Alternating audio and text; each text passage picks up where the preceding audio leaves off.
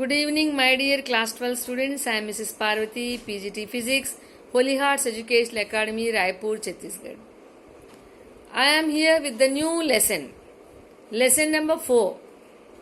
Okay, magnetic effect of current we can call it as, but exact heading is moving charges and magnetism. Moving charges and magnetism. What is the speciality of moving charge? What do you mean by moving charge? Moving charge is nothing but current is flowing. So whenever the charge is moving, it produces magnetic field. This has been proved by Oersted. In our 10th class we have done Oersted experiment. What he has done? He has taken a straight conductor carrying current and he connected the two ends of the conductor to the battery and he sent the current. And with that wire is passing through that conductor is passing through a white paper here, plain perpendicular to the conductor, and he has sprinkled iron filings. Then all these iron filings are arranged in concentric circle. It shows that they are magnetic field lines. That means conductor carrying current is exhibiting magnetic properties. Magnetic field it produces here. Okay. So moving charge, what is the cause of magnetic field? Moving charge. Moving charge. If the charge is at rest, there is no magnetic field. If the charge is in motion, then only there exists magnetic field. Okay.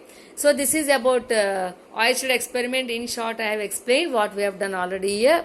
Now, in this magnetic effect, moving charges chapter, we will study how in the last chapter, electricity chapter, only electricity we have done, charges which are at rest and charges which are in motion.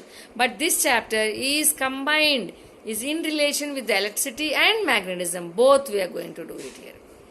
Magnetism only does not exist. Along with electricity only it will exist. Right?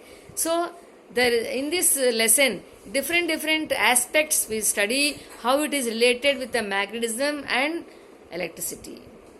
Okay, so before we start this chapter introduction, what do you mean by Lorentz force?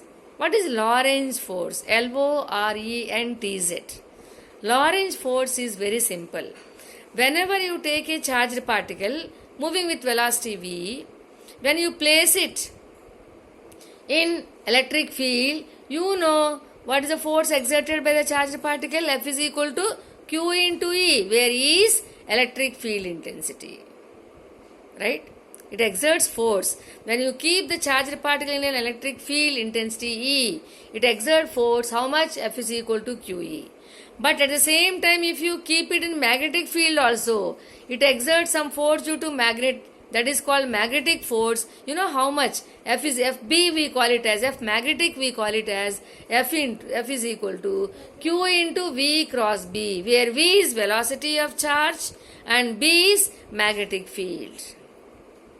Okay. So, what is Lorentz force? Whenever a charged particle is placed in uniform electric field and uniform magnetic field, it experiences force due to electric field and due to magnetic field. That combined force we call it as Lorentz force. What is the formula? F is equal to QE plus Q into V cross B plus Q into V cross B. That is called Lorentz force. Suppose if E is absent, electric field is absent, only magnetic force is there. If magnetic field is absent, then only electric force is there. Okay. But here the charge is there, magnetic field is there, then also there are some cases at which the magnetic force is zero. Even though B is present and velocity is there, then also the force is. So let us discuss all these questions. Okay, Lorentz force formula, what is it? Q is the force F is equal to QE plus Q into V cross B. That is called Lorentz force.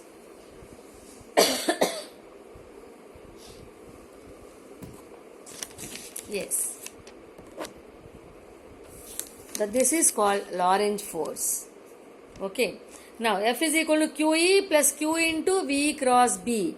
QVB sin theta. You know cross product of two vectors is QVB sin theta. VB sin theta. Where theta is angle between V and B. where theta is angle between V and B, velocity of the charged particle, and B, magnetic field here. Right? If E is 0, then only the force is only due to magnetic, QVB sin theta. If E is not 0, then let us discuss about different conditions when theta is 0 or 180. What does it mean? If the charged particle is moving like this or like this or like this with the B, with the direction of B here, parallel or anti-parallel, then what happens here? The force, magnetic force will be 0. Why? The charged particle is in motion only, no doubt. But it is moving along the direction of B. That is, angle between B and V is 0. Sin 0 is 0. So force is 0. Similarly, if it is moving opposite direction to that of B, sin 180 is 0. So then also there will be no magnetic force here. So when does the magnetic force exist here? There is an angle theta. There is an angle, some angle theta, then only. So how do you determine, F is equal to Q into V cross B? I would like to remind you the cross product of two vectors from 11th class. Even in 12th also we have done. What is cross product here? The product of two vectors. Vector C is given by vector A cross B, that is AB sin theta, where theta is the angle between vector A and B. And we have done that vector product of two vectors is always perpendicular to the both the vectors. Right? So here also, how do you find the direction of this force, magnetic force? By using, by using the two rules we can say that here, screw rule or right hand rule. What is right hand rule here?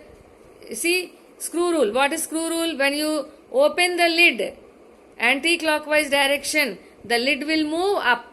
That is the force here. Okay. When we rotate the lid anti-clockwise direction, the lid will go inside, perpendicular to the application of the force. Similarly here also, what do you mean by right hand rule? Right hand rule is like this here. If this is the direction of B fingers and the palm shows the direction of velocity, angle between these two is some theta here, always the thumb shows the direction of force. That is, the force is perpendicular to the forefingers and palm always. But the palm and the forefingers are not at right angles. There is some angle. There is some angle like this here. Got my point? If this is the velocity, palm is representing the velocity and magnetic field is representing the lines, fingers. And the thumb shows the direction of what? Force. This is the right hand rule. Okay. Now, to get the minimum force, zero force, what are the conditions? Theta is 0 and theta is 180. To get the maximum force, when will be F is equal to QVB? When sin theta is 1. When will be sin theta 1? When theta is 90. What does it mean? V and B are perpendicular to each other. Then only the force is maximum. It is determined by using Fleming's left hand rule. What do you mean by Fleming's left hand rule? It is used to determine the direction of force when the V and B are perpendicular to each other. You see this? In this way we have to represent. Okay. This is the thumb shows the direction of force. This is the forefinger or index finger shows the direction of magnetic field. And the middle finger shows the direction of current flowing through a conductor. That is charge velocity here. Got it? In this way we get the maximum. This is Fleming's left hand rule is used to determine the direction of force exerted by a charged particle moving with velocity v, which is kept perpendicular to the magnetic field B. Theta is 90, then only we are getting here. Okay. The unit of F is equal to QVB. We know that highest force, maximum force. Or B is equal to F by QV. B is equal to F by QV. See here, B is equal to F by QV and Newton per Coulomb meters per second velocity here. Okay. Now what is the dimensional formula? F upon QV here. The dimension formula for force is ml t raised to minus 2 upon AT L t raised to minus 1. L and L gets cancelled. T and T raised to minus 1 is 1 here. So the answer is M A raised to minus 1 T raised to minus 2 is the dimension formula for B. And what is the SI unit of magnetic field B? Intensity of magnetic field B is Tesla. Tesla. Newtons per coulomb meter per second. It is also called Tesla in the name of the honor of scientist. Tesla is the SI unit of magnetic field. And CG other units, this is a bigger unit. Smaller unit is there, that is Gauss. Right? So 1 Gauss is equal to 10 raised to minus 5 Tesla. Tesla is the SI unit of magnetic field. B, representation is B here. So a CGS unit is Gauss and SI unit is Tesla. 1 Gauss is equal to 10 raised to minus 4 Tesla. Take out your NCERT book, children, and go through it. It is very, very well explained. And go through any reference book. Up to here you see it. The next class will start. Okay. See you. Bye-bye.